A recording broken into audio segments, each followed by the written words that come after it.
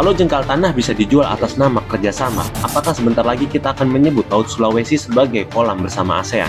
Klik subscribe sekarang juga dan tulis pendapatmu di komentar. Apakah menurutmu penyelesaian damai itu bentuk kecerdasan diplomasi atau tanda lunaknya pertahanan? Karena urusan kedaulatan bukan cuma tugas negara, tapi kesadaran warga negara. Selamat datang di kanal tempat kita membedah diplomasi rasa dilem, nempel kemana angin tertiup. Di sini kita kupas satu persatu bagaimana perjanjian damai bisa berarti menyerah dengan sopan. Blok Ambalat adalah wilayah kaya minyak dan gas, sudah disengketakan sejak era SBY. Malaysia mengklaimnya masuk Sabah, Indonesia bilang itu milik kita.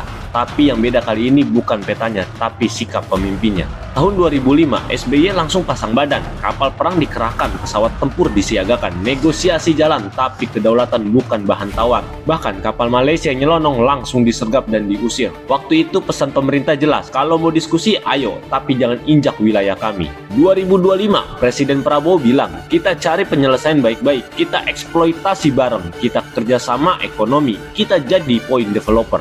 Mungkin maksudnya lebih baik untung bersama daripada konflik sendiri. Tapi pertanyaannya, kalau dulu kedaulatan dijaga pakai armada, kenapa sekarang dijaga pakai proposal bisnis? Malaysia memanfaatkan putusan Mahkamah Internasional soal Sipadan dan Ligitan pada 2002 sebagai dasar moral. Mereka menyebut Ambalat bukan wilayah Indonesia, tapi bagian dari perairan Sabah.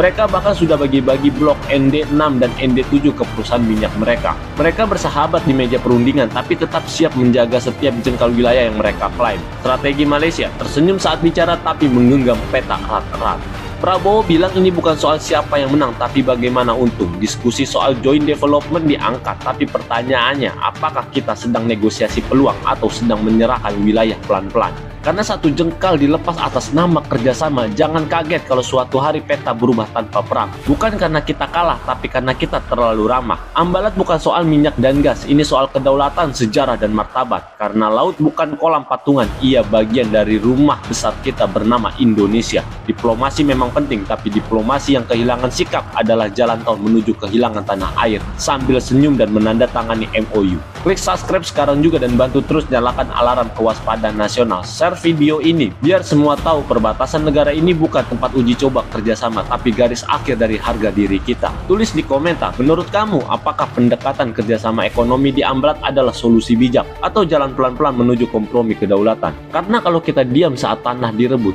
besok lusa mungkin kita akan berunding tentang siapa yang punya hak atas rumah kita sendiri.